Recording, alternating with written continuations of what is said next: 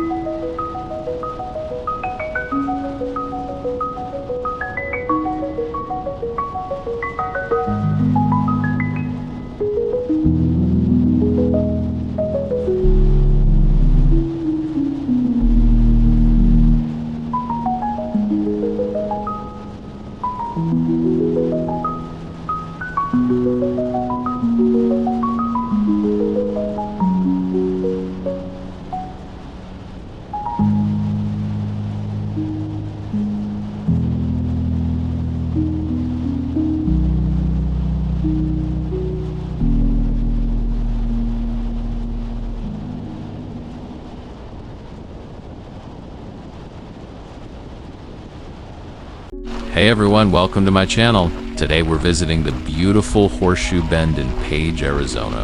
The walk from the parking lot to the viewpoint and back is about 1.5 miles in total. The trail is paved and stroller friendly, although the return walk is mostly uphill and can feel a little steep. Make sure to take your time, stop for breaks when needed, and carry plenty of water, especially if you're visiting with children. At the end of the trail, you'll be rewarded with an incredible view of the Colorado River curving around the sandstone cliffs in the shape of a horseshoe.